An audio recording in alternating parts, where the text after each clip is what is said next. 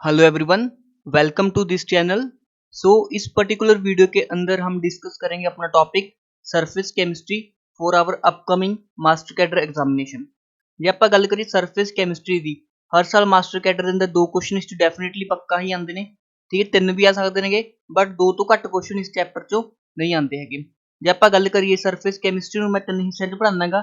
ਸਭ ਤੋਂ ਪਹਿਲਾਂ ਹੁੰਦਾ ਹੈਗਾ ਐਡਜ਼ੋਰਪਸ਼ਨ, ਫਿਰ ਆਪਾਂ ਡਿਸਕਸ ਕਰਾਂਗੇ ਕੈਟਾਲਿਸਿਸ ਤੇ ਥਰਡ ਪੋਰਸ਼ਨ ਬਣਦਾ ਇਸ ਦਾ ਕੋਲੋਇਡਲ ਸੋਲੂਸ਼ਨ। ਠੀਕ ਹੈ, ਤਿੰਨ ਪੋਰਸ਼ਨ 'ਚ ਆਪਣਾ ਚੈਪਟਰ ਪੂਰਾ ਡਿਸਕਸ ਕੀਤਾ ਜਾਂਦਾ ਸਰਫੇਸ ਕੈਮਿਸਟਰੀ।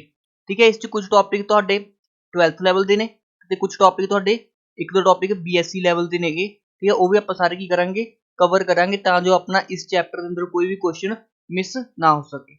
ਜੇ ਆਪਾਂ ਗੱਲ ਕਰੀਏ, ਸਪੋਜ਼ ਮੇਰੇ ਕੋਲ ਕੋਈ ਸਰਫੇਸ ਹੈਗਾ। ठीक है, सरफेस ਦੇ ਇੱਕ ਮੋਲੀਕਿਊਲ मैंने ਉੱਪਰ ਉਰੇ ਦਿਖਾਇਆਗਾ ਤੇ ਇੱਕ ਮੋਲੀਕਿਊਲ मैंने ਅੰਦਰ ਦਿਖਾਇਆਗਾ। ਤੇ ਦੋਹਾਂ ਮੋਲੀਕਿਊਲਸ ਅੰਦਰ ਕੀ ਡਿਫਰੈਂਸ ਹੈਗਾ। ਠੀਕ ਹੈ, ਇਸ ਮੋਲੀਕਿਊਲ ਤੇ ਕੀ ਲੱਗ ਰਹੇ ਨੇ, ਚਾਰੋਂ ਤਰਫ ਤੋਂ ਬਰਾਬਰ ਫੋਰਸਸ ਲੱਗ ਰਹੀਆਂ ਨੇਗੀਆਂ। ਇਸ ਜਿਹੜਾ ਸੈਂਟਰ 'ਚ ਮੋਲੀਕਿਊਲ ਹੈ, ਇਸ ਤੇ ਚਾਰੋਂ ਤਰਫ ਤੋਂ ਕੀ ਲੱਗ ਰਹੇ ਨੇ, ਬਰਾਬਰ ਫੋਰਸ ਲੱਗ ਰਹੇ ਨੇ। ਮਤਲਬ ਇਸ ਤੇ ਨੈਟ ਫੋਰਸ ਕਿੰਨਾ ਹੈਗਾ, 0 ਹੈਗਾ। ਬਟ ਜੇ ਉਹੀ ਗੱਲ ਕਰੀਏ ਆਪਾਂ ਸਰਫੇਸ ਤੇ ਨੈਟ ਡਾਊਨਵਰਡ ਫੋਰਸ ਲੱਗ ਰਹੀ ਹੈਗੀ। ਤਾਂ ਇਸ ਨੂੰ ਬੈਲੈਂਸ ਕਰਨ ਲਈ ਜੇ ਕੋਈ ਪਾਰਟੀਕਲ ਬਾਹਰ ਤੋਂ ਆਉਂਦਾ ਹੈਗਾ ਤਾਂ ਜਿਹੜਾ ਸਰਫੇਸ ਮੋਲੀਕਿਊਲ ਹੈ ਇਸ ਨੂੰ ਕੀ ਕਰੇਗਾ, ਅਟਰੈਕਟ ਕਰੇਗਾ ਤੇ ਆਪਦੇ ਸਰਫੇਸ ਤੇ ਕੀ ਕਰ ਲੇਗਾ, ਐਬਜ਼ੌਰਬ ਕਰ ਲੇਗਾ। ਕੁਝ ਇਸ ਤਰ੍ਹਾਂ ਦੀ ਸਿਚੁਏਸ਼ਨ ਬਣ ਜਾਏਗੀ। ਠੀਕ ਹੈ, ਮਤਲਬ ਜਿਹੜਾ ਵੀ ਹਰੇਕ ਸਰਫੇਸ ਹੁੰਦਾ ਹੈ ਉਹ ਦੂਜੇ ਮੋਲੀਕਿਊਲਸ ਨੂੰ ਆਪਦੇ ਵੱਲ ਕੀ ਕਰਦਾ ਹੈਗਾ, ਅਟਰੈਕਟ ਕਰਦਾ ਹੈਗਾ। ਜਿਸ ਤਰ੍ਹਾਂ ਮੈਂ ਜਿਸ ਲੈਪਟਾਪ ਤੇ ਪੜ੍ਹਾ ਰਿਹਾ ਇਸ 'ਚ ਕਾਫੀ ਸਾਰੇ ਕੀ ਨੇ, ਡਸਟ ਪਾਰਟੀਕਲਸ ਨੇ। ਮਤਲਬ ਜਿਹੜਾ ਮੇਰੇ ਕੋਲ ਲੈਪਟਾਪ ਹੈ ਉਸਦਾ ਜਿਹੜਾ ਸਰਫੇਸ ਹੈਗਾ ਉਹ ਡਸਟ ਪਾਰਟੀਕਲਸ ਨੂੰ ਕੀ ਕਰ ਰਹੇਗਾ, ਅਟਰੈਕਟ ਕਰ ਰਹੇਗਾ। ਤਾਂ ਇਸ ਤਰ੍ਹਾਂ ਇਸ ਫੀਨੋਮੀਨਾ ਨੂੰ ਆਪਾਂ ਬੋਲ ਦਾਂਗੇ ਐਡਜ਼ੌਰਪਸ਼ਨ। ਤੇ ਇੱਕ ਟਰਮ ਯੂਜ਼ ਕਰਦੇ ਆਪਾਂ ਐਡਜ਼ੌਰਪਸ਼ਨ ਤੇ ਇੱਕ ਟਰਮ ਯੂਜ਼ ਕਰਦੇ ਆ ਅਬਜ਼ੌਰਪਸ਼ਨ। ਦੋਹਾਂ ਦੇ ਅੰਦਰ ਡਿਫਰੈਂਸ ਹੁੰਦਾ ਹੈਗਾ। ਐਡਜ਼ੌਰਪਸ਼ਨ ਤੱਕ ਹੁੰਦਾ ਹੈਗਾ ਸਰਫੇਸ ਫੀਨੋਮੀਨਾ। ਠੀਕ ਹੈ, ਜਿਹੜਾ ਫੀਨੋਮੀਨਾ ਕਿੱਥੇ ਹੋਵੇ, ਸਰਫੇਸ ਤੇ ਹੋਵੇ। ਤੇ ਜਿਹੜਾ ਆਪਣੇ ਕੋਲ ਅਬਜ਼ੌਰਪਸ਼ਨ ਹੁੰਦਾ ਹੈਗਾ ਇਸ ਨੂੰ ਆਪਾਂ ਬੋਲ ਸਕਦੇ ਹਾਂ ਕਿ it is a bulk phenomena. ਠੀਕ ਹੈ, ਕਿਸ 'ਚ ਹੁੰਦਾ ਹੈਗਾ, ਬਲਕ 'ਚ ਹੁੰਦਾ ਹੈਗਾ। ਫੋਰ ਐਗਜ਼ਾਮਪਲ, ਜਿਸ ਤਰ੍ਹਾਂ ਮੇਰੇ ਕੋਲ ਇੱਕ ਚੌਕ ਹੈ ਸਪੋਜ਼। ਠੀਕ ਹੈ, ਮੇਰੇ ਕੋਲ ਕੋਈ ਚੌਕ ਹੈਗਾ, ਇਸ ਨੂੰ ਮੈंने ਇੰਕ ਦੇ ਅੰਦਰ ਡਿਪ ਕਰਤਾ। ਹੁਣ ਜਦੋਂ ਇੰਕ ਦੇ ਅੰਦਰ ਡਿਪ ਕਰਤਾ, ਜਿਹੜਾ ਚੌਕ ਦਾ ਸਰਫੇਸ ਹੈਗਾ ਉਸ ਤੇ ਕੀ ਹੋਣਗੇ, ਇੰਕ ਪਾਰਟੀਕਲ ਚਿਪਕ ਜਾਣਗੇ ਜਾ ਕੇ। ਬਟ ਜੇ ਮੈਂ ਚੌਕ ਨੂੰ ਤੋੜ ਕੇ ਦੇਖੂੰਗਾ ਵਿੱਚੋਂ ਤੇ ਵਿੱਚ ਉਸਦੇ ਕੋਈ ਵੀ ਇੰਕ ਪਾਰਟੀਕਲ ਨਹੀਂ ਹੋਊਗਾ। ਮਤਲਬ ਜਿਹੜਾ ਵੀ ਇੰਕ ਦੇ ਪਾਰਟੀਕਲ ਨੂੰ ਕਿੱਥੇ ਨੇਗੇ, ਸਿਰਫ ਸਰਫੇਸ ਤੇ ਅਕੋਮੋਲੇਟ ਹੋਏ ਨੇ। ਤਾਂ ਇਸ ਤਰ੍ਹਾਂ ਫਿਨੋਮੀਨਾ ਨੂੰ ਆਪਾਂ ਕੀ ਬੋਲਾਂਗੇ, ਐਡਜ਼ੌਰਪਸ਼ਨ ਬੋਲਾਂਗੇ। ਜਦਕਿ ਅਬਜ਼ੌਰਪਸ਼ਨ ਦੇ ਕੇਸ 'ਚ ਕੀ ਹੋਏਗਾ, ਬਲਕ ਫਿਨੋਮੀਨਾ ਹੋਏਗਾ।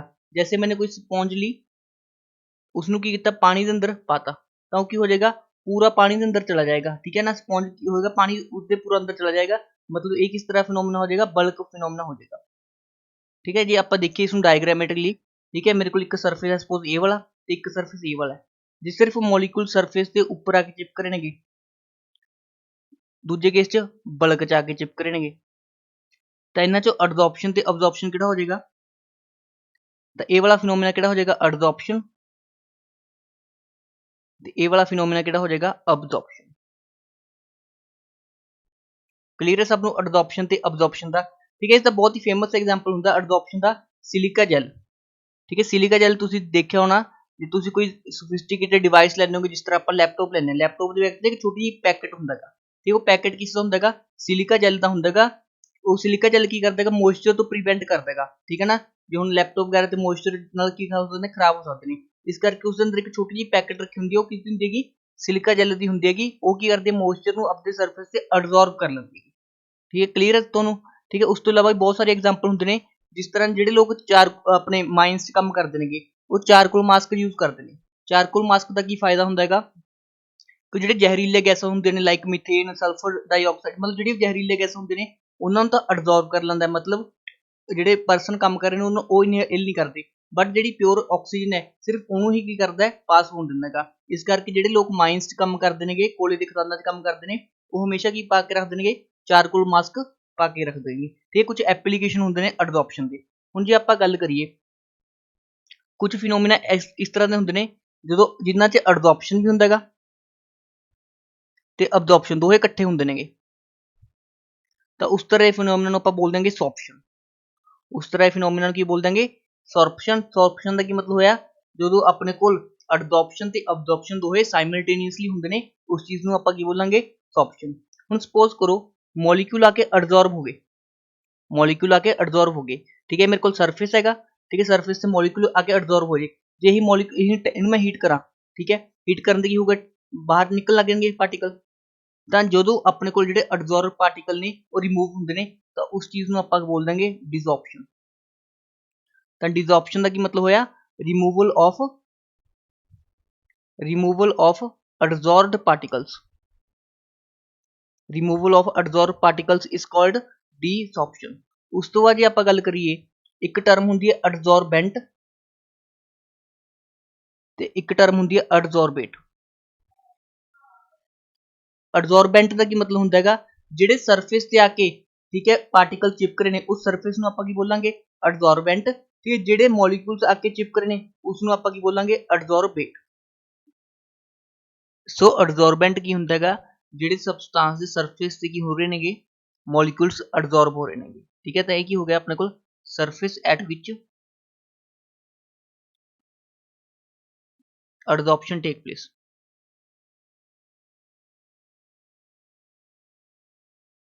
ਜੇ ਆਪਾਂ ਗੱਲ ਕਰੀਏ ਐਬਜ਼ੌਰਬੇਟ, ਜਿਹੜੇ ਮੋਲੀਕਿਊਲਸ ਐਬਜ਼ੌਰਬ ਹੋ ਰਹੇ ਨੇਗੇ ਉਹਨਾਂ ਨੂੰ ਆਪਾਂ ਕੀ ਬੋਲਾਂਗੇ, ਐਬਜ਼ੌਰਬੇਟ। ਠੀਕ ਹੈ, ਮੋਲੀਕਿਊਲਸ ਵਿਚ ਐਬਜ਼ੌਰਬ, ਮੋਲੀਕਿਊਲਸ ਵਿਚ ਐਬਜ਼ੌਰਬ। ਠੀਕ ਹੈ ਤਾਂ ਬੇਸਿਕ ਚੀਜ਼ਾਂ ਨੇ, ਬਟ ਮਾਸਟਰ ਕੈਡਰ ਵਾਲਾ ਬੇਸਿਕ ਚੀਜ਼ਾਂ ਦੀ ਕੁਐਸਚਨ ਪੁੱਛਦਾ ਹੈਗਾ। ਉਸਨੇ ਇੱਕ ਵਾਰ ਕੁਐਸਚਨ ਪੁੱਛਿਆ ਸੀਗਾ, ਐਗਜ਼ੈਕਟ ਕੁਐਸਚਨ ਸ਼ਾਇਦ ਹੋ ਸਕਦਾ ਹੈ ਬਟ ਕੁਝ ਇਸੀ ਟਾਈਪ ਦਾ ਸੀਗਾ। ਉਹਨਾਂ ਨੇ ਇੱਕ ਲਿਆ ਸੀਗਾ ਚਾਰਕੋਲ ਸਰਫੇਸ ਲਿਆ ਸੀਗਾ, ਚਾਰਕੋਲ ਸਰਫੇਸ ਲਿਆ ਸੀਗਾ, ਉਸ ਤੇ ਕੀ ਕਰਾਇਆ ਸੀ ਉਹਨਾਂ ਨੇ, ਆਕਜ਼ੈਲਿਕ ਐਸਿਡ ਨੂੰ ਕੀ ਕਰਵਾਇਆ ਸੀਗਾ, ਆਕਜ਼ੈਲਿਕ ਐਸਿਡ ਨੂੰ ਐਬਜ਼ੌਰਬ ਕਰਵਾਇਆ ਸੀਗਾ। ਤਾਂ ਉਹਨਾਂ ਨੇ ਪੁੱਛ ਲਈ ਸੀ ਇਹਨਾਂ ਚੋਂ ਐਬਜ਼ੌਰਬੈਂਟ ਕਿਹੜਾ ਹੈਗਾ ਤੇ ਐਬਜ਼ੌਰਬੇਟ ਕਿਹੜਾ ਹੈਗਾ। ਠੀਕ ਹੈ, ਇਸ ਕੇਸ ਚ ਆਕਜ਼ੈਲਿਕ ਐਸਿਡ ਕੀ ਹੋ ਜਾਏਗਾ ਆਪਣੇ ਕੋਲ, ਐਬਜ਼ੌਰਬੇਟ, ਤੇ ਚਾਰਕੋਲ ਕੀ ਹੋ ਜਾਏਗਾ, ਐਬਜ਼ੌਰਬੈਂਟ। ਠੀਕ ਹੈ, ਇਹ ਕੁਐਸਚਨ ਤੁਹਾਡਾ ਪੇਪਰ ਦਾ ਕੁਐਸਚਨ ਹੈਗਾ। ਠੀਕ ਹੈ, ਈਅਰ ਮੈਨੂੰ ਧਿਆਨ ਨਹੀਂ ਹੈਗਾ ਬਟ ਇਸ ਤਰ੍ਹਾਂ ਬੇਸਿਕ ਕੁਐਸਚਨ ਵੀ ਪੁੱਛਿਆ ਜਾ ਸਕਦਾ ਹੈ। ਇਸ ਲਈ ਆਪਾਂ ਨੇ ਹਰ ਇੱਕ ਟੌਪਿਕ ਨੂੰ ਚੰਗੀ ਤਰ੍ਹਾਂ ਸਮਝ ਕੇ ਚੱਲਣਾ ਹੈਗਾ ਤਾਂ ਜੋ ਆਪਣੇ ਜਿਹੜੇ ਕਨਸੈਪਚੁਅਲ ਕਲੈਰਿਟੀ ਹੋ ਸਕੇ। ਹੁਣ ਦੇਖੋ ਐਬਜ਼ੌਰਪਸ਼ਨ ਦੇ ਹਮਨੇ ਐਗਜ਼ਾਮਪਲ ਵੀ ਦੇਖ ਲਿਆ। ਠੀਕ ਹੈ, ਐਬਜ਼ੌਰਪਸ਼ਨ ਦੀ ਕਿਹੜੀ ਐਗਜ਼ਾਮਪਲ ਲਿਖੇ ਨੇ, ਇੱਕ ਤਾਂ ਆਪਾਂ ਦੇਖ ਲਈ ਸਿਲਿਕਾ ਜੈਲ ਵਾਲੀ, ਸਿਲਿਕਾ ਜੈਲ ਵਾਲੀ। ਠੀਕ ਹੈ, ਉਸ ਤੋਂ ਇਲਾਵਾ ਇੱਕ ਆਪਾਂ ਡਿਸਕਸ ਕੀਤੀ ਹੈਗੀ ਚਾਰਕੋਲ ਮਾਸਕ ਵਾਲੀ। ਠੀਕ ਹੈ, ਉਸ ਤੋਂ ਇਲਾਵਾ ਇੱਕ ਹੋਰ ਐਗਜ਼ਾਮਪਲ ਹੁੰਦੀ ਹੈਗੀ ਜਿਹੜਾ ਆਪਣੇ ਕੋਲ ਡੀਕਲਰਾਈਜੇਸ਼ਨ ਹੁੰਦਾ ਹੈਗਾ। ਠੀਕ ਹੈ ਨਾ, ਜਿਹੜਾ ਸ਼ੂਗਰ ਹੁੰਦਾ ਹੈ ਪਹਿਲਾਂ ਬਰਾਊਨ ਕਲਰ ਦਾ ਹੁੰਦਾ ਬਟ ਉਹਨੂੰ ਵਾਈਟ ਕਰਨ ਲਈ ਆਪਾਂ ਕੀ ਕਰ ਦਾਂਗੇ, ਚਾਰਕੋਲ ਸਰਫੇਸ ਤੋਂ ਕੀ ਕਰ ਦੇਣਗੇ, ਪਾਸ ਕਰ ਦੇਣਗੇ, ਜਿਸ ਕਰਕੇ ਜਿਹੜਾ ਚਾਰਕੋਲ ਸਰਫੇਸ ਆ ਉਹ ਕੀ ਕਰ ਲੈਂਦਾ ਹੈਗਾ, ਕਲਰ ਨੂੰ ਐਬਜ਼ੌਰਬ ਕਰ ਲੈਂਦਾ ਹੈਗਾ। ਠੀਕ ਹੈ ਨਾ, ਡੀਕਲਰਾਈਜੇਸ਼ਨ ਆਫ ਸ਼ੂਗਰ ਸਿਰਪ। ਠੀਕ ਹੈ ਨਾ, ਜਿਹੜੇ ਫੈਕਟਰੀ ਹੁੰਦੇ ਨੇਗੇ ਆਪਣੇ ਚੀਨੀ ਮਿੱਲਾਂ ਹੁੰਦੀਆਂ ਨੇਗੀਆਂ, ਉੱਥੇ ਕੀ ਕੀਤਾ ਜਾਂਦਾ ਹੈਗਾ, ਜਿਹੜਾ ਆਪਣੇ ਕੋਲ ਬਰਾਊਨ ਫਾਰਮ ਚ ਆਉਂਦਾ ਹੈਗਾ ਸ਼ੂਗਰ, ਠੀਕ ਹੈ, ਉਸਨੂੰ ਕੀ ਕੀਤਾ ਜਾਂਦਾ, ਚਾਰਕੋਲ ਦੇ ਉੱਪਰ ਹੀ ਪਾਸ ਕੀਤਾ ਜਾਂਦਾ ਹੈ। ਚਾਰਕੋਲ ਕੀ ਕਰ ਲੈਂਦਾ ਹੈ, ਉਹ ਬਰਾਊਨ ਕਲਰ ਨੂੰ ਐਬਜ਼ੌਰਬ ਕਰ ਲੈਂਦਾ ਹੈਗਾ ਤੇ ਬਾਅਦ ਚ ਉਸਦਾ ਕਲਰ ਕਿਹੜਾ ਮਿਲਦਾ ਆਪਾਂ ਨੂੰ, ਵਾਈਟ ਕਲਰ ਮਿਲਦਾ ਹੈਗਾ। ਆਈ ਥਿੰਕ ਇਹਨਾਂ ਸਭ ਨੂੰ ਕਲੀਅਰ ਹੋਇਆ ਹੋਊਗਾ। ਹੁਣ ਆਪਾਂ ਡਿਸਕਸ ਕਰਦੇ ਹਾਂ, ਦੇਖੋ ਠੀਕ ਹੈ, ਮੈਂ 3 ਡਾਇਗ੍ਰਾਮਸ ਲੈ ਕੇ ਆਇਆ। ਉਰੇ ਦੇਖੋ ਜਿਹੜੀ ਕੰਸਨਟ੍ਰੇਸ਼ਨ ਹੈ ਕਿੱਥੇ ਕਿੱਥੇ ਦਿਖਾਈ ਉਹਨਾਂ ਨੇ, ਸਿਰਫ ਔਰ ਸਿਰਫ ਸਰਫੇਸ ਤੇ ਦਿਖਾ ਰੱਖੀ ਹੈ। ਤਾਂ ਇਹ ਕਿਸ ਨੂੰ ਸ਼ੋ ਕਰ ਰਹੇਗਾ, ਐਬਜ਼ੌਰਪਸ਼ਨ ਨੂੰ ਸ਼ੋ ਕਰ ਰਹੇਗਾ ਇਸ ਚ। ਠੀਕ ਹੈ, ਬਲਕ ਚ ਸ਼ੋ ਕਰ ਰੱਖੀ ਹੈ ਤਾਂ ਇਸ ਨੂੰ ਆਪਾਂ ਬੋਲਾਂਗੇ ਐਬਜ਼ੌਰਪਸ਼ਨ। ਤੇ ਇਸ ਕੇਸ ਚ ਬਲਕ ਚ ਵੀ ਹੈ ਤੇ ਸਰਫੇਸ ਵੀ ਹੈ ਤਾਂ ਇਸ ਚੀਜ਼ ਨੂੰ ਆਪਾਂ ਕੀ ਬੋਲਾਂਗੇ, ਸੌਰਪਸ਼ਨ। ਠੀਕ ਹੈ, ਤਿੰਨੇ ਆਪਾਂ ਚੀਜ਼ਾਂ ਡਿਸਕਸ ਕਰ ਲਈਆਂ। ਮਤਲਬ ਮੈंने ਹਾਲੇ ਤੱਕ ਤੁਹਾਨੂੰ ਕੁੱਲ 6 ਟਰਮ ਯੂਜ਼ ਕੀਤੇ ਨੇ। ਸਭ ਤੋਂ ਪਹਿਲਾਂ ਐਬਜ਼ੌਰਪਸ਼ਨ, ਫਿਰ ਐਬਜ਼ੌਰਪਸ਼ਨ, ਫਿਰ ਆਪਾਂ ਡਿਸਕਸ ਕੀਤੀ ਸੌਰਪਸ਼ਨ, ਫਿਰ ਡਿਸऑप्शन, ਐਬਜ਼ੌਰਬੈਂਟ ਤੇ ਐਬਜ਼ੌਰਬਰ। ਠੀਕ ਹੈ, ਸਾਰੀ ਟਰਮਸ ਤੁਹਾਨੂੰ ਕਲੀਅਰ ਹੋਣੀਆਂ ਚਾਹੀਦੀਆਂ ਨੇ। ਹੁਣ ਆਪਾਂ ਟੌਪਿਕ ਡਿਸਕਸ ਕਰਦੇ ਹਾਂ ਥਰਮੋਡਾਇਨਿਮਿਕਸ ਆਫ। ਠੀਕ ਹੈ, ਐਗਜ਼ਾਮਪਲ ਲੈ ਕੇ ਆਇਆ ਮੈਂ ਤੁਹਾਡੇ ਲਈ। ਠੀਕ ਹੈ, ਤੁਸੀਂ ਪੜ੍ਹ ਲਿਓ ਇੱਕ ਵਾਰ ਸਾਰੇ ਖੁਦ। ਠੀਕ ਹੈ, ਮੈਂ ਤੁਹਾਨੂੰ ਡਿਸਕਸ ਕਰ ਲਿਆ ਨੇ। ਉਸ ਤੋਂ ਬਾਅਦ ਆਪਾਂ ਡਿਸਕਸ ਕਰਦੇ ਹਾਂ ਟੌਪਿਕ ਆਪਣਾ ਇੰਪॉर्टेंट ਟੌਪਿਕ ਹੈ, ਇੰਪॉर्टेंट। ठीक है, cause and thermodynamics of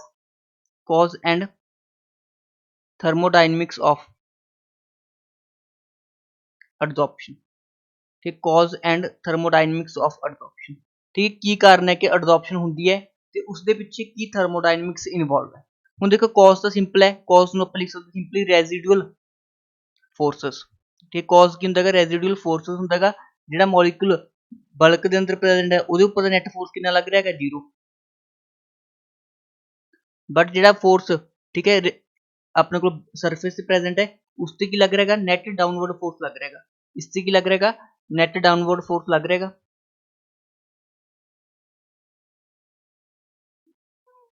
ठीक है, मतलब रेजिडुअल फोर्स लग रहेगा, जिस करके ਹੁਣ ਇਹ ਕੀ ਕਰੂਗਾ, ਇਸ ਆਪਦੇ ਨੈਟ ਡਾਊਨਵਰਡ ਫੋਰਸ ਨੂੰ ਬੈਲੈਂਸ ਕਰਨ ਲਈ ਕੀ ਕਰੇਗਾ, ਬਾਹਰ ਤੋਂ ਪਾਰਟੀਕਲਸ ਨੂੰ ਕੀ ਕਰੇਗਾ, ਆਪਦੇ ਵੱਲ ਅਟਰੈਕਟ ਕਰੇ। ਠੀਕ ਹੈ, this is the cause of ਅਡਜ਼ੋਰਪਸ਼ਨ। ਹੁਣ ਜੇ ਆਪਾਂ ਗੱਲ ਕਰੀਏ ਥਰਮੋਡਾਇਨਮਿਕਸ, ਠੀਕ ਹੈ, ਸਭ ਤੋਂ ਪਹਿਲਾ ਪੁਆਇੰਟ ਲਿਖੋ ਥਰਮੋਡਾਇਨਮਿਕਸ ਦੇ ਅੰਦਰ, ਠੀਕ ਹੈ, adsorption is spontaneous process. Adsorption is spontaneous process. Spontaneous ਦਾ ਕੀ ਮਤਲਬ ਹੁੰਦਾ ਹੈ, ਜਿਹੜਾ ਪ੍ਰੋਸੈਸ ਆਪਦੇ ਆਪ ਹੋ ਜੇ। ਠੀਕ ਹੈ, ਮਤਲਬ ਇਸ ਕੇਸ 'ਚ ਡੈਲਟਾ ਜੀ ਦਾ ਵੈਲਿਊ ਕੀ ਆਏਗਾ, ਨੈਗੇਟਿਵ। ਜਦੋਂ ਵੀ ਡੈਲਟਾ ਜੀ ਦਾ ਵੈਲਿਊ ਨੈਗੇਟਿਵ ਹੁੰਦਾ ਹੈ ਤਾਂ ਉਸਦਾ ਕੀ ਮਤਲਬ ਹੁੰਦਾ ਹੈ, ਪ੍ਰੋਸੈਸ ਕੀ ਹੈਗਾ, ਸਪੋਂਟੇਨੀਅਸ ਹੈਗਾ। ਠੀਕ ਹੈ, ਥਰਮੋਡਾਇਨਮਿਕਸ में ਪੜਾਉਂਗਾ ਤੁਹਾਨੂੰ, ਡੈਲਟਾ ਜੀ ਨੈਗੇਟਿਵ ਤਾਂ ਸਪੋਂਟੇਨੀਅਸ, ਜੇ ਡੈਲਟਾ ਜੀ ਪੋਜ਼ਿਟਿਵ ਤਾਂ ਉਹ ਕੀ ਹੁੰਦਾ, ਪ੍ਰੋਸੈਸ ਨॉन ਸਪੋਂਟੇਨੀਅਸ ਹੁੰਦਾ ਹੈਗਾ। ਹੁਣ ਦੇਖੋ ਪਾਰਟੀਕਲਸ ਬਾਹਰੋਂ ਆ ਕੇ ਚਿਪਕ ਰਹੇ ਨੇਗੇ, ਠੀਕ ਹੈ ਨਾ, मतलब पहले दो पार्टिकल सी, हुण आके उहदे चिपक गए, मतलब एक तरह का बॉन्ड बना लिया। मतलब इस केस च इंट्रोपी, ठीक है, इंट्रोपी की हो रही है कि डिक्रीज हो रही है, इंट्रोपी की होती है डिग्री ऑफ रैंडमनेस, रैंडमनेस की हो रही है कि डिक्रीज हो रही है। पहले दो पार्टिकल फ्रीली मूव कर रहे थे, हुण की आ गया, सरफेस नाल आके चिपक गया, तो इस केस च इंट्रोपी की हो रही है, डिक्रीज हो रही है। तो इस केस च डेल्टा एस, मतलब डेल्टा एस की हो जाएगा, नेगेटिव हो जाएगा। हुण आपां नूं एक इक्वेशन पता है कि delta G is equal to delta H minus T delta S, तो वो डेल्टा एच किस दिक् को आ जाएगा, डेल्टा एच किस दिक् को आ जाएगा, delta G plus T delta S. ठीक है, ए वाला फैक्टर भी किया अपने को नेगेटिव है, ए वाला फैक्टर भी किएगा नेगेटिव है, तो हम नेगेटिव नेगेटिव की हो जाएगा, नेगेटिव हो जाएगा, मतलब डेल्टा एच भी की हो जाएगा, इस केस च नेगेटिव हो जाएगा। डेल्टा एच नेगेटिव होता मतलब इंथैल्पी चेंज भी की हो जाएगा, नेगेटिव हो जाएगा। डेल्टा एच की होगा अपने को enthalpy change, enthalpy change negative होने का मतलब है जी अपने को एडजॉर्प्शन है, that is a exothermic process. ठीक है, adsorption is a exothermic process. ठीक है, जिस केस डेल्टा एच नेगेटिव होंगे उसनों आपां बोलते हैं एक्सोथर्मिक प्रोसेस, जिस केस डेल्टा एच पॉजिटिव होंगे उसनों आपां बोल देंगे एंडोथर्मिक प्रोसेस। तो उदों आपां की कंक्लूजन कढ सकते हैं, adsorption is exothermic in nature, exothermic in nature. Clear है सब नूं इन्ने गल कि एडजॉर्प्शन की होंगी अपने को एक्सोथर्मिक नेचर की होंगी है। हुण देखो इसनूं आपां एक होर वे नाल समझ सकदे सी, हुण सरफेस ते आके मॉलिक्यूल चिपक रहे नेगे। ठीक है, सरफेस ते आके की हो रहे नेगे, मॉलिक्यूल्स चिपक रहे नेगे, मतलब इनडायरेक्टली। ठीक है, एक ही हो गया अपने को एडजॉर्बेट ते एक हो गया एडजॉर्बेंट। ठीक है, जो भी अपने को एडजॉर्बेट ते एडजॉर्बेंट के अंदर इनडायरेक्टली की हो रहेगा, बॉन्ड फॉर्म हो रहेगा। ठीक, जो भी बॉन्ड फॉर्म होंदा है एनर्जी की होंगी रिलीज होंगी है, इस गल भी लिख लो, जो भी बॉन्ड फॉर्म होंदा है एनर्जी की होंगी है रिलीज होंगी है, एनर्जी की होंगी है रिलीज होंगी है। इट मीनस डेल्टा एच की आ जाएगा, इस केस च नैगेटिव आ जाएगा। जे आपां गल करिए बॉन्ड ब्रेकिंग, जो बॉन्ड ब्रेक होना करना होंदा है, मतलब बॉन्ड नूं ब्रेक करने आपां नूं एनर्जी देनी पैंदी है, मतलब उस केस की होंगी है एनर्जी अब्जॉर्ब होंदी है। तो उस तरह के प्रोसैस नूं आपां बोल देंगे डेल्टा एच पॉजिटिव, तो उस तरह के प्रोसैस नूं आपां की बोलांगे एंडोथर्मिक, ते ये वाला किहड़ा हो जाएगा एक्सोथर्मिक। ठीक है, नाल दी नाल तुहाडे थोड़े बहुत थर्मोडायनामिक्स के कॉन्सैप्ट भी मैं समझाई जाना गा, जिहड़े तुहानूं हैल्प करनगे पूरे। ठीक है, ओवरऑल सिलेबस के अंदर हुण आपां डिस्कस कर लिया, दो चीज़ां आपां डिस्कस कीतियां थर्मोडायनामिक्स चों। पहली गल, इस केस इंट्रोपी भी डिक्रीज होंदी है। ठीक है, स्पॉन्टेनियस प्रोसैस है तो इस केस डेल्टा जी भी जीरो होएगा, नेगेटिव होएगा, सॉरी। ठीक है, डेल्टा एच की होएगा नेगेटिव होएगा, क्यों, क्योंकि एक ही एक एक्सोथर्मिक प्रोसैस हैगा।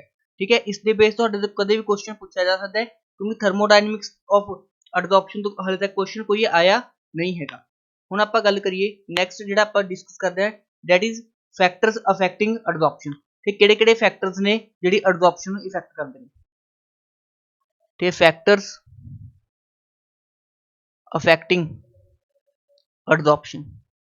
ठीक है, सब तो पहला फैक्टर किहड़ा हो सकदा हैगा, ठीक है, नेचर ऑफ एडजॉर्बेंट, कि एडजॉर्बेंट का नेचर क्या है जाएगा। ठीक, नेचर ऑफ एडजॉर्बेट, ठीक है, मतलब किहड़ा मॉलिक्यूल आके चिपकना चाहुंदा है या नहीं चाहुंदा। एडजॉर्बेट ते किस तरह सरफेस हैगा, क्योंकि हर एक सरफेस पर्टिकुलर टाइप ਲਈ ही ਬਣਿਆ ਹੁੰਦਾ हैगा।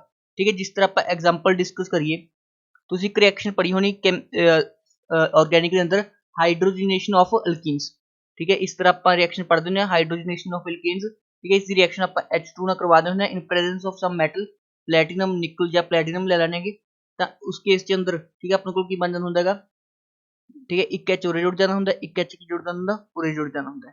ਮਤਲਬ ਜਿਹੜੇ ਆਪਣੇ ਕੋਲ ਪਲੈਟੀਨਮ ਨਿਕਲ ਪਲੈਟੀਨਮ ਨੇ ਇਹ ਕੀ ਨੇ ਐਜ਼ ਅ ਕੈਟਲਿਸਟ ਕੰਮ ਕਰਦੇ ਨੇਗੇ, ਐਜ਼ ਅ ਕੈਟਲਿਸਟ ਕੰਮ ਕਰਦੇ ਨੇ। ਤਾਂ ਇਹ ਕੀ ਕਰਦੇ ਨੇਗੇ, ਪਹਿਲਾਂ H2 ਤੇ ਠੀਕ ਹੈ ਇਥੀਨ ਨੂੰ ਆਪਦੇ ਉੱਪਰ ਕੀ ਕਰ ਲੈਂਦੇ ਨੇ, ਅਬਜ਼ੌਰਬ ਕਰ ਲੈਂਦੇ ਨੇ, ਫਿਰ H2 ਤੇ ਠੀਕ ਹੈ ਇਥੀਨ ਆਪਸ ਚ ਇੰਟਰੈਕਟ ਕਰ ਪਾਉਂਦੇ ਨੇ। ਮਤਲਬ ਪਲੈਟੀਨਮ ਨਿਕਲ ਪਲੈਟੀਨਮ ਦੀ ਕੀ ਹੈਗੀ, ਐਫਿਨਿਟੀ ਹੈਗੀ, ਇਹ H2 ਨੂੰ ਕੀ ਕਰ ਲੈਂਦੇ ਨੇ, ਅਬਜ਼ੌਰਬ ਕਰ ਲੈਂਦੇ ਨੇ, ਕਿਸੇ ਹੋਰ ਗੈਸ ਨੂੰ ਅਬਜ਼ੌਰਬ ਨਹੀਂ ਕਰਦੇ। ਇਸ ਲਈ ਆਪਾਂ ਕੀ ਯੂਜ਼ ਕਰਦੇ ਹੁੰਦੇ ਹਮੇਸ਼ਾ, ਪਲੈਟੀਨਮ ਨਿਕਲ ਜਾਂ ਪਲੈਟੀਨਮ ਯੂਜ਼ ਕਰਦੇ ਹੁੰਦੇ ਆ ਇਨ ਕੇਸ ਆਫ ਹਾਈਡਰੋਜਨੇਸ਼ਨ ਆਫ ਅਲਕੀਨਸ। ਠੀਕ ਹੈ ਅਬਜ਼ੌਰਬੇਟ ਦਾ ਨੇਚਰ ਦਾ ਕੀ ਮਤਲਬ ਹੈ ਕਿ ਕੋਈ ਸਪੈਸੀਫਿਕ ਗੈਸ, ਜਿਸ ਤਰ੍ਹਾਂ ਆਪਣੇ ਕੋਲ CH4 ਠੀਕ ਹੈ SO2 ਗੈਸ, ਇਹ ਕੀ ਹੁੰਦੇ ਨੇ, ਚਾਰਕੋਲ ਮਾਸ ਦੁਆਰਾ ਅਬਜ਼ੌਰਬ ਕਰ ਲਿੱਤੇ ਹੁੰਦੇ ਨੇ, ਪਰ ਆਕਸੀਜਨ ਜਿਹੜੀ ਉਹ ਅਬਜ਼ੌਰਬ ਨਹੀਂ ਹੁੰਦੀ ਹੈਗੀ। ਕਿਉਂ, ਫਿਰ ਤਾਂ ਹੀ ਤਾਂ ਬੰਦਾ ਕੀ ਕਰ ਸਕਦਾ ਹੈਗਾ, ਇਨਹੇਲ ਕਰ ਸਕਦਾ ਹੈਗਾ, ਠੀਕ ਹੈ ਨਾ, ਸਾਹ ਲੈ ਸਕਦਾ ਹੈਗਾ। ਬਟ ਜੇ ਉਹ ਆਪਣੇ ਕੋਲ ਜਿਹੜੇ ਮਾਈਨਸ 'ਚ ਕੰਮ ਕਰਦੇ ਨੇਗੇ ਲੋਕ, ਠੀਕ ਹੈ ਉਹ ਮੀਥੇਨ ਤੇ ਸਲਫਰ ਡਾਈਆਕਸਾਈਡ ਨੂੰ ਵੀ ਸੁੰਘ ਲੈਣਗੇ, ਤਾਂ ਉਹਨਾਂ ਦੀ ਕੀ ਹੈਗੀ ਲਾਈਫ ਘਟ ਜਾਏਗੀ ਇਨਡਾਇਰੈਕਟਲੀ, ਕਿਉਂਕਿ ਉਹ ਕੀ ਹੁੰਦੇ ਨੇ ਪੋਇਜ਼ਨਸ ਗੈਸਸ ਹੁੰਦੀਆਂ ਨੇਗੀਆਂ। ਇਸ ਕਰਕੇ ਅਬਜ਼ੌਰਬੇਟ ਦੇ ਨੇਚਰ ਤੇ ਵੀ ਡਿਪੈਂਡ ਕਰਦਾ ਹੈਗਾ। ਉਸ ਤੋਂ ਬਾਅਦ ਤੀਜਾ ਇੱਕ ਫੈਕਟਰ ਹੁੰਦਾ ਡੈਟ ਇਜ਼ ਸਰਫੇਸ ਏਰੀਆ। ठीक है जितना ज़्यादा सरफेस एरिया होएगा, जिसमें तरह एक ए वाला सरफेस है एक ए सरफेस है, ਹੁਣ ਇਸ ਤੇ ਆ ਕੇ ਅਬਜ਼ੌਰਬ ਕਿੰਨੇ ਮਰਜ਼ੀ ਪਾਰਟੀਕਲ ਹੋ ਜਾਣ, ਇਸ ਤੇ ਕਿੰਨੇ ਥੋੜੇ ਜਿਹੇ ਪਾਰਟੀਕਲ ਅਬਜ਼ੌਰਬ ਹੋਣਗੇ। ਮਤਲਬ ਜਿੰਨਾ ਜ਼ਿਆਦਾ ਸਰਫੇਸ ਏਰੀਆ ਵੱਧ ਜਾਏਗਾ ਉਨੀ ਕੀ ਹੋ ਜਾਏਗੀ, ਅਬਜ਼ੌਰਪਸ਼ਨ ਇਨਕਰੀਜ਼ ਹੋ ਜਾਏਗੀ। ਉਸ ਤੋਂ ਇਲਾਵਾ ਪ੍ਰੈਸ਼ਰ, ਤੇ ਪ੍ਰੈਸ਼ਰ ਕੀ ਹੋਊਗਾ, ਜੋ ਪ੍ਰੈਸ਼ਰ ਇਨਕਰੀਜ਼ ਕਰਾਂਗੇ ਤਾਂ ਪਾਰਟੀਕਲਸ ਕੀ ਆਣਗੇ, ਕਲੋਜ਼ ਆ ਜਾਣਗੇ, ਤਾਂ ਇਨਡਾਇਰੈਕਟਲੀ ਅਬਜ਼ੌਰਪਸ਼ਨ ਕੀ ਹੋ ਜਾਏਗੀ, ਇਨਕਰੀਜ਼ ਹੋ ਜਾਏਗੀ ਇਨ ਜਨਰਲ। ਠੀਕ ਹੈ ਇਨ ਜਨਰਲ ਦੇਖ ਰਹੇ ਹਾਂ ਕਿ ਪ੍ਰੈਸ਼ਰ ਵਧਾਉਣ ਨਾਲ ਅਬਜ਼ੌਰਪਸ਼ਨ ਇਨਕਰੀਜ਼ ਹੁੰਦੀ ਹੈ। ठीक है इन जनरल इसके ਆਪਾਂ एक्सेप्शनल केसेस भी डिस्कस करांगे। ठीक है टेंपरेचर, ਜੇ ਆਪਾਂ ਟੈਂਪਰੇਚਰ ਵਧਾਵਾਂਗੇ ਤਾਂ ਜਿਹੜੇ ਮੋਲੀਕਿਊਲ ਅਬਜ਼ੌਰਬ ਹੋਏ ਨੇ ਇਹ ਕੀ ਹੋਣਗੇ, ਵਾਪਸ ਚਲੇ ਜਾਣਗੇ, ਤਾਂ ਇਨਡਾਇਰੈਕਟਲੀ ਟੈਂਪਰੇਚਰ ਵਧਾਉਣ ਨਾਲ ਕੀ ਹੁੰਦੀ ਹੈ, ਅਬਜ਼ੌਰਪਸ਼ਨ ਡਿਕਰੀਜ਼ ਹੁੰਦੀ ਹੈ। ਬਟ ਇਸ ਦੇ ਵੀ ਕੁਝ ਆਪਾਂ ਦੇਖਾਂਗੇ, ਠੀਕ ਹੈ ਐਕਸੈਪਸ਼ਨਸ। ਕਲੀਅਰ ਹੈ ਸਭ ਨੂੰ। ਹੁਣ ਅਬਜ਼ੌਰਪਸ਼ਨ ਤੇ ਬਾਰੇ ਜਿੰਨਾ ਵੀ ਆਪਣੇ ਪੁਆਇੰਟ ਡਿਸਕਸ ਕੀਤੇ ਨੇ ਸਾਰੇ ਤੁਹਾਡੇ ਧਿਆਨ ਹੋਣੇ ਚਾਹੀਦੇ ਨੇਗੇ। ਠੀਕ ਹੈ ਸਭ ਤੋਂ ਪਹਿਲਾਂ ਇੱਕ ਰਿਵਾਈਜ਼ ਕਰਵਾ ਦਿੰਦਾ ਮੈਂ। ਠੀਕ ਹੈ ਆਪਾਂ ਸਟਾਰਟ ਕੀਤਾ ਅਬਜ਼ੌਰਪਸ਼ਨ, ਠੀਕ ਹੈ ਕੀ ਹੁੰਦੀ ਹੈਗੀ, ਇੱਕ ਸਰਫੇਸ ਫਿਨੋਮੀਨਾ ਹੁੰਦਾ ਹੈ। ਅਬਜ਼ੌਰਪਸ਼ਨ ਕੀ ਹੁੰਦੀ ਹੈ, ਇੱਕ ਬਲਕ ਫਿਨੋਮੀਨਾ ਹੁੰਦਾ ਹੈ। ਠੀਕ ਹੈ ਫਿਰ ਆਪਾਂ ਨੇ ਐਗਜ਼ਾਮਪਲ ਡਿਸਕਸ ਕੀਤੀਆਂ। ਠੀਕ ਹੈ ਆਪਾਂ ਡਿਸਕਸ ਕੀਤਾ ਸੌਰਪਸ਼ਨ ਕੀ ਹੁੰਦਾ, ਡਿਸੌਰਪਸ਼ਨ ਕੀ ਹੁੰਦਾ, ਅਬਜ਼ੌਰਬੈਂਟ ਕੀ ਹੁੰਦਾ ਤੇ ਅਬਜ਼ੌਰਬੇਟ ਕੀ ਹੁੰਦਾ ਹੈ। ਉਸ ਤੋਂ ਬਾਅਦ ਆਪਾਂ ਨੇ ਦੇਖਿਆ ਡਾਇਗ੍ਰਾਮੈਟਿਕਲੀ। ਉਸ ਤੋਂ ਬਾਅਦ ਆਪਾਂ ਨੇ ਐਗਜ਼ਾਮਪਲਸ ਦੇਖੀਆਂ ਕੁਝ। ਉਸ ਤੋਂ ਬਾਅਦ ਆਪਾਂ ਨੇ ਦੇਖਿਆ ਕੌਜ਼ ਐਂਡ ਥਰਮੋਡਾਇਨੈਮਿਕਸ ਆਫ ਅਬਜ਼ੌਰਪਸ਼ਨ। ਠੀਕ ਹੈ ਕੀ ਕਾਰਨ ਹੈ ਜਿਸ ਕਰਕੇ ਅਬਜ਼ੌਰਪਸ਼ਨ ਹੁੰਦੀ ਹੈ ਤੇ ਕੀ ਥਰਮੋਡਾਇਨੈਮਿਕਸ ਉਸ ਦੇ ਅੰਦਰ ਕੀ ਹੈ ਇਨਵੋਲਵ ਹੈ। ਹੁਣ ਆਪਾਂ ਡਿਸਕਸ ਕਰਾਂਗੇ ਟਾਈਪਸ ਆਫ ਅਬਜ਼ੌਰਪਸ਼ਨ। ਹੁਣ ਆਪਾਂ ਕੀ ਡਿਸਕਸ ਕਰਨਾ ਹੈ, types of absorption. So depending upon the type of force between absorbate and absorbent, ਮਤਲਬ ਅਬਜ਼ੌਰਬੈਂਟ ਤੇ ਅਬਜ਼ੌਰਬੇਟ ਦੇ ਅੰਦਰ ਕਿਸ ਤਰ੍ਹਾਂ ਦਾ ਬੌਂਡ ਬਣ ਰਿਹਾ ਹੈਗਾ, ਤੇ ਉਹਨਾਂ ਦੇ ਬੌਂਡ ਦੇ ਬੇਸਿਸ ਦੇ ਉੱਪਰ ਆਪਣੇ ਕੋਲ ਦੋ ਤਰ੍ਹਾਂ ਦੀ ਅਬਜ਼ੌਰਪਸ਼ਨ ਹੁੰਦੀ ਹੈਗੀ। ਇੱਕ ਨੂੰ ਆਪਾਂ ਬੋਲਦੇ ਹਾਂ ਫਿਜ਼ੀਕਲ ਅਬਜ਼ੌਰਪਸ਼ਨ ਤੇ ਦੂਸਰੀ ਹੁੰਦੀ ਹੈ ਆਪਣੇ ਕੋਲ ਕੈਮੀਕਲ ਅਬਜ਼ੌਰਪਸ਼ਨ। ਤੇ ਬਹੁਤ ਇੰਪੋਰਟੈਂਟ ਪੁਆਇੰਟਸ ਨੇ, ਇੱਕ ਇੱਕ ਪੁਆਇੰਟ ਨੂੰ ਐਕਸਪਲੇਨ ਕਰੂੰਗਾ। ਤੇ ਫਿਜ਼ੀਕਲ ਅਬਜ਼ੌਰਪਸ਼ਨ ਨੂੰ ਆਪਾਂ ਫਿਜ਼ੀਓਸੌਰਪਸ਼ਨ ਵੀ ਬੋਲ ਦਿੰਦੇ ਹਾਂ, ਫਿਜ਼ੀਓਸੌਰਪਸ਼ਨ ਵੀ ਬੋਲ ਦਿੰਦੇ ਹਾਂ, ਤੇ ਇਸ ਨੂੰ ਆਪਾਂ ਕੈਮੀਸੌਰਪਸ਼ਨ ਵੀ ਬੋਲ ਦਿੰਦੇ ਹਾਂ। ਕੈਮੀ ਅਬਜ਼ੌਰਪਸ਼ਨ ਬੋਲਦੇ, ਕੈਮੀਸੌਰਪਸ਼ਨ ਬੋਲਦੇ। ਠੀਕ ਹੈ ਨਾ, ਫਿਜ਼ੀਕਲ ਅਬਜ਼ੌਰਪਸ਼ਨ ਜਾਂ ਕੈਮੀਕਲ ਅਬਜ਼ੌਰਪਸ਼ਨ। ਠੀਕ ਹੈ ਮੈਂ ਤੁਹਾਨੂੰ ਦਿਖਾ ਦਿੰਦਾ ਸਲਾਈਡ ਦੇ ਥਰੂ ਵੀ। ਠੀਕ ਹੈ ਇੱਕ ਹੁੰਦੀ ਆਪਣੇ ਕੋਲ ਫਿਜ਼ੀਕਲ ਅਬਜ਼ੌਰਪਸ਼ਨ, ਇੱਕ ਹੁੰਦੀ ਹੈ ਕੈਮੀਸੌਰਪਸ਼ਨ। ਠੀਕ ਹੈ ਹੁਣ ਆਪਾਂ ਡਿਸਕਸ ਕਰੀਏ ਇਹਨਾਂ ਦੋਹਾਂ ਦੇ ਅੰਦਰ ਡਿਫਰੈਂਸ ਕੀ ਹੁੰਦਾ ਹੈਗਾ।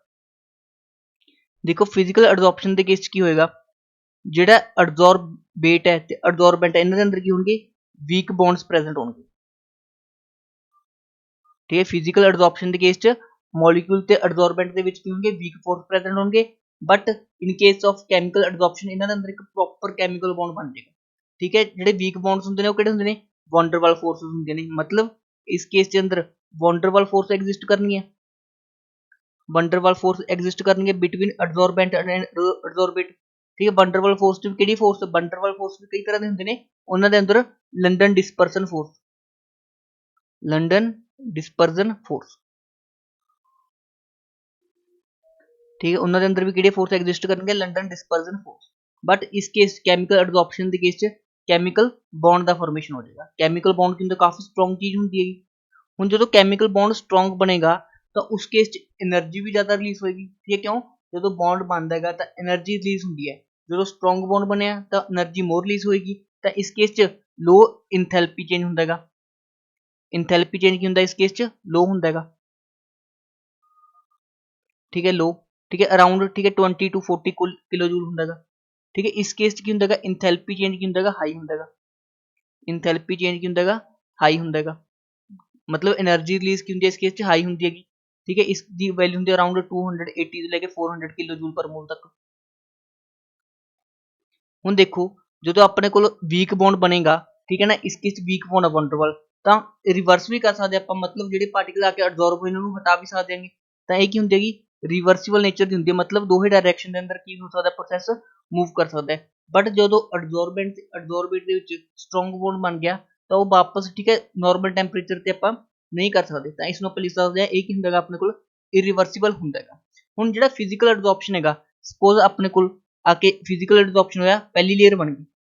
ਹੁਣ ਫਿਜ਼ੀਕਲ ਐਡਜ਼ੌਰਪਸ਼ਨ ਦੇ ਕੇਸ 'ਚ ਕੀ ਹੁੰਦਾ ਹੈਗਾ ਹਰ ਦੋ ਮੋਲੀਕਿਊਲਸ ਦੇ ਵਿੱਚ ਕੀ ਹੁੰਦੀ ਇੱਕ ਅਟਰੈਕਸ਼ਨ ਹੁੰਦੀ ਹੈਗੀ, मतलब ਅੱਗੇ ਜਾ ਕੇ ਫਿਰ ਇੱਕ ਹੋਰ ਚਿਪਕ ਜੇਗੀ ਤੇ ਫਿਰ ਹੋਰ ਚਿਪਕ ਜੇਗੀ, मतलब ਇਸ ਕੇਸ 'ਚ ਕੀ ਬਣ ਜੇਗੀ ਮਲਟੀ ਲੇਅਰ ਫਾਰਮੇਸ਼ਨ ਹੋ ਜੇਗੀ। ਤੇ ਫਿਜ਼ੀਕਲ ਐਡਜ਼ੌਰਪਸ਼ਨ ਦੇ ਕੇਸ 'ਚ ਕੀ ਬਣ ਜੇਗੀ ਮਲਟੀ ਲੇਅਰ ਫਾਰਮੇਸ਼ਨ ਹੋ ਜੇਗੀ।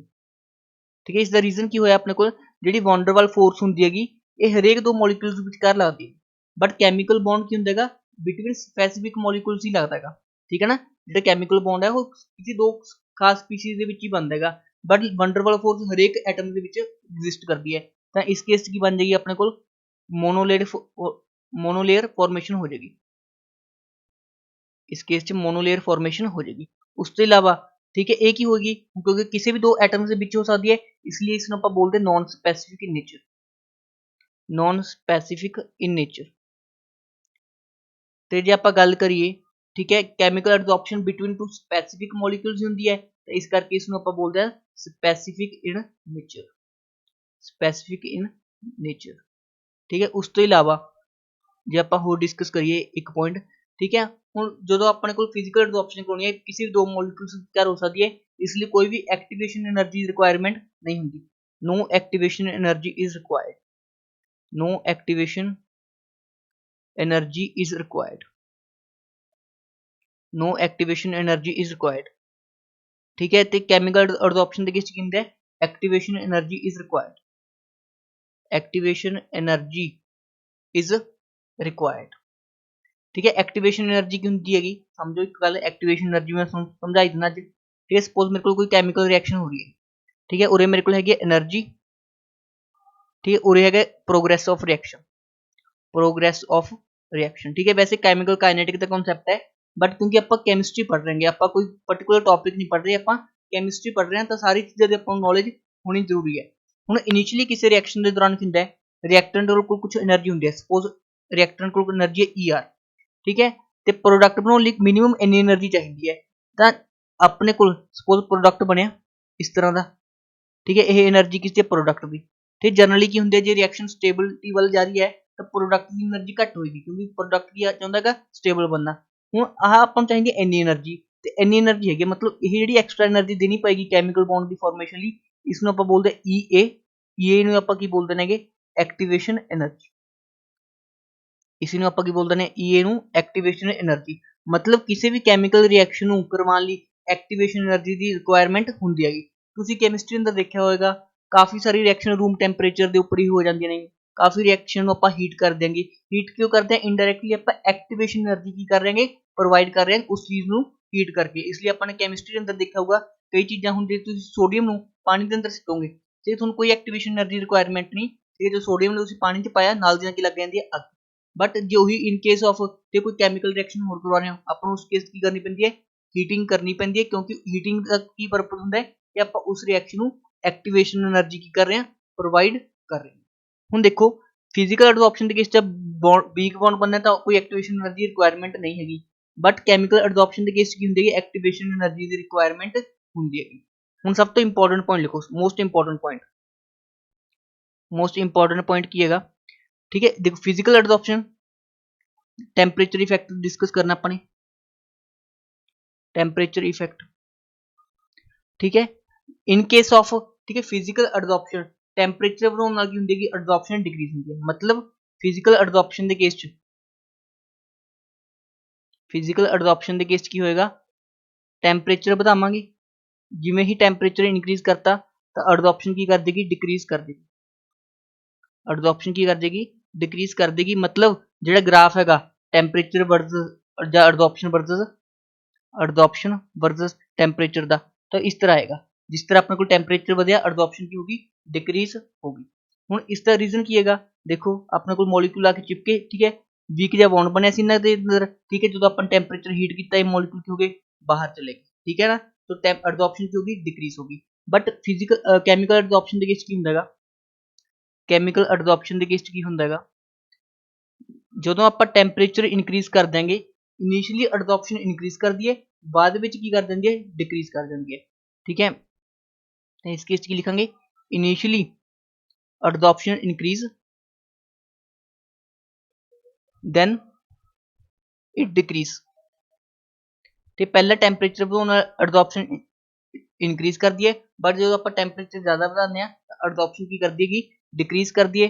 ਜੇ ਆਪਾਂ ਅਡਜ਼ੋਰਪਸ਼ਨ ਵਰਸਸ ਟੈਂਪਰੇਚਰ ਦਾ ਗ੍ਰਾਫ ਬਣਾਈਏ, ਅਡਜ਼ੋਰਪਸ਼ਨ ਵਰਸਸ ਟੈਂਪਰੇਚਰ ਦਾ ਗ੍ਰਾਫ ਬਣਾਈਏ ਤਾਂ ਕਿਸ ਤਰ੍ਹਾਂ ਨੇਚਰ ਆਉਂਦਾ ਇਸ ਦਾ, ਇਨੀਸ਼ੀਅਲੀ ਕੀ ਹੋਏਗਾ, ਟੈਂਪਰੇਚਰ ਵਧਾਉਣ ਨਾਲ, ਠੀਕ ਹੈ, ਅਡਜ਼ੋਰਪਸ਼ਨ ਇਨਕਰੀਜ਼ ਹੋਏਗੀ, ਬਾਅਦ ਵਿੱਚ ਕੀ ਹੋ ਜਾਏਗੀ, ਡਿਕਰੀਜ਼ ਹੋ ਜਾਏਗੀ, ਠੀਕ ਹੈ। ਇਸ ਤਰ੍ਹਾਂ ਗ੍ਰਾਫ ਆਉਂਦਾ ਕਿਸ ਦਾ, ਆਪਣੇ ਕੋਲ ਕੈਮੀਕਲ ਅਡਜ਼ੋਰਪਸ਼ਨ ਦੇ ਕੇਸ 'ਚ, ਠੀਕ ਹੈ। ਅਜਿਹਾ ਕਿਉਂ ਹੋਇਆ, ਪਹਿਲੀ ਗੱਲ ਇਨੀਸ਼ੀਅਲੀ ਇਨਕਰੀਜ਼ ਕਿਉਂ ਹੋਈ, ਠੀਕ ਹੈ, ਉਹੀ ਮੈਂ ਸਮਝਾਉਣਾ ਹੈਗਾ, ਠੀਕ ਹੈ। ਦੇਖੋ ਅਡਜ਼ੋਰਪਸ਼ਨ, ਕੈਮੀਕਲ ਅਡਜ਼ੋਰਪਸ਼ਨ ਪਹਿਲਾਂ ਸਿੱਧੀ ਹੁੰਦੀ ਨਹੀਂ, ਜੇ ਆਪਾਂ ਸਿੰਪਲ ਰੂਮ ਟੈਂਪਰੇਚਰ ਤੇ ਕਰਾਵਾਂਗੇ ਉਹ ਹੋਣੀ ਹੀ ਨਹੀਂ, ਬਟ ਜਦੋਂ ਆਪਾਂ ਨੇ ਟੈਂਪਰੇਚਰ ਪ੍ਰੋਵਾਈਡ ਕੀਤਾ, ਮਤਲਬ ਉਹ ਐਕਟੀਵੇਸ਼ਨ એનર્ਜੀ ਪ੍ਰੋਵਾਈਡ ਕੀਤੀ ਆਪਾਂ ਨੇ, ਤੇ ਐਕਟੀਵੇਸ਼ਨ એનર્ਜੀ ਪ੍ਰੋਵਾਈਡ ਕੀਤੀ ਤਾਂ ਉਸ ਦੇ ਕਾਰਨ ਕੀ ਹੋਈ, ਆਪਣੇ ਕੋਲ ਅਡਜ਼ੋਰਪਸ਼ਨ ਹੋਈ, ਮਤਲਬ ਅਡਜ਼ੋਰਪਸ਼ਨ ਕਰਾਉਣ ਲਈ ਆਪਾਂ ਨੂੰ ਇੰਨੀ એનર્ਜੀ ਦੇਣੀ ਪਈ, ਠੀਕ ਹੈ। ਜਦੋਂ ਅਡਜ਼ੋਰਪਸ਼ਨ ਹੋ ਗਈ, ਆਹ ਪੁਆਇੰਟ ਤੇ ਅਡਜ਼ੋਰਪਸ਼ਨ ਆ ਕੇ ਹੋ ਗਈ, ਹੁਣ ਜਦੋਂ ਫਿਰ ਆਪਾਂ ਟੈਂਪਰੇਚਰ ਇਨਕਰੀਜ਼ ਕੀਤਾ ਤਾਂ ਅਡਜ਼ੋਰਪਸ਼ਨ ਕੀ ਕਰ ਦੂਗੀ, ਡਿਕਰੀਜ਼ ਕਰ। ਤਾਂ ਮਤਲਬ ਜਿਹੜੀ ਆਪਾਂ ਇਨੀਸ਼ੀਅਲ ਟੈਂਪਰੇਚਰ ਵਧਾ ਦੇ ਰਹੇ ਹਾਂਗੇ ਉਹ ਐਕਟੀਵੇਸ਼ਨ એનર્ਜੀ ਦੀ ਯੂਜ਼ ਹੋ ਰਿਹਾ ਹੈਗਾ, ਅਡਜ਼ੋਰਪਸ਼ਨ ਡਿਕਰੀਜ਼ ਕਰਨ ਤੇ ਯੂਜ਼ ਨਹੀਂ ਹੋ ਰਿਹਾ, ਕਿਉਂਕਿ ਇਨੀਸ਼ੀਅਲੀ ਤਾਂ ਅਡਜ਼ੋਰਪਸ਼ਨ ਸਟਾਰਟ ਹੀ ਨਹੀਂ ਹੋਈ। ਜਦੋਂ ਆਪਾਂ ਟੈਂਪਰੇਚਰ ਵਧਾਇਆ, ਟੈਂਪਰੇਚਰ ਵਧਾਉਣ ਨਾਲ ਹੀ ਉਸ ਨੂੰ ਐਕਟੀਵੇਸ਼ਨ એનર્ਜੀ ਮਿਲੀ, ਤੇ ਜਿਸ ਦੇ ਕਾਰਨ ਕੀ ਹੋਈ, ਆਪਣੇ ਕੋਲ ਅਡਜ਼ੋਰਪਸ਼ਨ ਸਟਾਰਟ ਹੋਈ। ਫਿਰ ਆਪਾਂ ਨੇ ਜਦੋਂ ਟੈਂਪਰੇਚਰ ਜ਼ਿਆਦਾ ਵਧਾਤਾ ਤਾਂ ਕਿਉਂਕਿ ਫਿਰ ਕੀ ਹੋ ਗਈ, ਆਪਣੇ ਕੋਲ ਅਡਜ਼ੋਰਪਸ਼ਨ ਡਿਕਰੀਜ਼ ਕਰਨਾ ਸਟਾਰਟ ਹੋ ਗਈ, ਠੀਕ ਹੈ। ਇਹ ਪੁਆਇੰਟ ਇੰਪੋਰਟੈਂਟ ਹੈ, ਇਸ ਨੂੰ ਨੋਟ ਕਰ ਲਓ।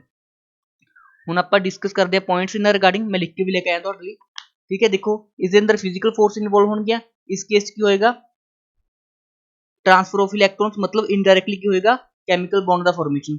ਇਹਨਾਂ ਦੀ ਹੀਟ ਆਫ ਅਡਜ਼ੋਰਪਸ਼ਨ ਕੀ ਹੁੰਦੀ ਹੈ, ਲੋ ਹੁੰਦੀ ਹੈ, ਅਰਾਊਂਡ 40 ਕਿਲੋ ਜੂਲ ਪਰ ਮੋਲ, ਠੀਕ ਹੈ। ਇਸ ਦੀ ਕਿੰਨੀ ਹੁੰਦੀ ਹੈ, 40 ਤੋਂ 400 ਕਿਲੋ ਜੂਲ, ਠੀਕ ਹੈ। ਇਹ ਕੀ ਹੁੰਦੀ ਹੈਗੀ, ਰਿਵਰਸੀਬਲ ਨੇਚਰ ਦੀ, ਇਹ ਕੀ ਹੁੰਦੀ ਹੈਗੀ, ਇਰਰਿਵਰਸੀਬਲ ਨੇਚਰ ਦੀ, ਠੀਕ ਹੈ। ਇਹ ਕੀ ਹੈਗਾ ਆਪਣੇ ਕੋਲ, it is a general phenomena which occur with gas solid system provided only that the condition of temperature are suitable, ਠੀਕ ਹੈ। ਇਸ ਕੇਸ ਕੀ ਬੰਦਾ ਆਪਣੇ ਕੋਲ ਕੈਮੀਕਲ ਬੌਂਡ ਦਾ ਫਾਰਮੇਸ਼ਨ ਹੁੰਦਾ ਹੈ। ਇਹ ਕੀ ਹੁੰਦੀ ਆਪਣੇ ਕੋਲ, ਮਲਟੀ ਲੇਅਰ ਹੁੰਦੀ ਹੈਗੀ, ਇਹ ਕੀ ਹੁੰਦੀ ਆਪਣੇ ਕੋਲ, ਮੋਨੋਲੇਅਰ ਹੁੰਦੀ ਹੈਗੀ, ठीक है। मल्टीलेयर आर पॉसिबल, ठीक है, ये भी दस चुका मैं, ये भी दस चुका, ठीक है। It is appreciable at low temperature and high pressure, ठीक है। लो टेंपरेचर से भी ये फेवर हो जाएगी ते हाई प्रेशर से, but it can occur at high temperature, ठीक है। हाई टेंपरेचर से क्यों होती है, क्योंकि इनिशियली अपन को चाहिए होती है एक्टिवेशन एनर्जी चाहिए होती है, ठीक है। इस case no activation energy required, no E, but इस केस कैमिस ऑप्शन के केस की एक्टिवेशन एनर्जी रिक्वायरमेंट होती है, ठीक है। It is an instant process, ठीक है, एकदम हो जाता है, ठीक है। इट मे बी रैपिड और इट मे बी स्लो, ठीक है। कैमिकल एडजॉर्प्शन रैपिड भी हो सकता है, जो एडजॉर्बेंट ते एडजॉर्बेट ਦੇ ਵਿੱਚ स्ट्रॉन्ग फोर्स बन रहा होया तो रैपिड हो जाएगा, जिन्हों अंदर वीक बॉन्ड बन रहा होया तो स्लो भी हो सकता है, ठीक है। Physical adsorption is the function of coverage of surface, ठीक है। इसका की मतलब होया जिवें अपने कोल पहला सरफेस इन्ना सीगा, ठीक है, हुण एक पार्टिकल आके चिपक गया, एक जा टिक गया, हुण जिन्ने जिन्ने सरफेस ते आई जाणगे तां अपकमिंग जिहड़ी उदली हैगी, ठीक है, की होगी, एडजॉर्प्शन की टेंडेंसी घट जाएगी, क्योंकि स्पेस की हो जा रही है, ऑक्यूपाई हो जा रही है, मतलब it is a function of coverage, coverage मतलब कितनी खाली जगह बच गई, ठीक है। एक ही होंगे फिक्स होंगी हैगी, ठीक है। Not very specific, not very specific मतलब किसी भी दो मॉलिक्यूल्स विच हो सकती है, या किसी भी सरफेस किसी भी एडजॉर्बेंट ते किसी भी एडजॉर्बेंट दे विच हो सकती है, बट ये की होंदी है वेरी स्पैसिफिक होंदी है, मतलब किसी खास सरफेस ते अपने कोल किसी खास सरफेस ते खास मॉलिक्यूल दे विच ही होएगी, ठीक है। ये सारे पॉइंट्स किस दे रिगार्डिंग अपने कोल एडजॉर्प्शन दे रिगार्डिंग। आई होप तुहानूं ये सारे कॉन्सैप्ट क्लीयर होए होणगे, ठीक है। एडजॉर्प्शन दा अपने कोल लेक्चर नंबर 1, ठीक है। हुण नैक्सट वीडियो दे अंदर भी आपां एडजॉर्प्शन नूं खत्म करांगे, उस दे अंदर आपां दो तरह दी आइसोथर्म्स नूं पढ़ांगे, ठीक, किहड़े-किहड़े आइसोथर्म्स नूं डिस्कस करांगे।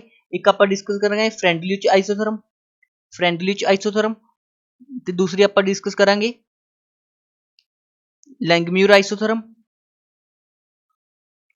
लैंगम्यूर आइसोथर्म, ते थोड़ा बहुत आइडिया आपां ले लांगे बीईटी थ्योरी दा, बीईटी थ्योरी दा, ते बीईटी थ्योरी बारे एक दो पॉइंट मैं तुहानूं दसने, वो भी मैं तुहानूं एक्सप्लेन कर दूंगा, ठीक है ना। ਇਹਨਾਂ ਤਿੰਨਾਂ ਤੋਂ ਕੱਲ ਹੀ ਆਪਣੇ ਉਸਦੇ ਆਪਣੇ ਮੈਰੀਟੋਰੀਅਸ ਲੈਕਚਰਰ ਦੇ ਐਗਜ਼ਾਮ 'ਚ ਈਜ਼ੀ ਦਾ ਕੁਐਸਚਨ ਆਏਗਾ, ਠੀਕ ਹੈ ਨਾ। ਤੇ ਇਹ ਸਾਰੇ ਆਈਸੋਥਰਮਸ ਨੂੰ ਆਪਾਂ ਨੈਕਸਟ ਲੈਕਚਰ ਅੰਦਰ ਡਿਸਕਸ ਕਰਾਂਗੇ। ਆਈ ਥਿੰਕ ਤੁਹਾਨੂੰ ਸਾਰੀ ਵੀਡੀਓ ਵਧੀਆ ਲੱਗੀ ਹੋਣੀ।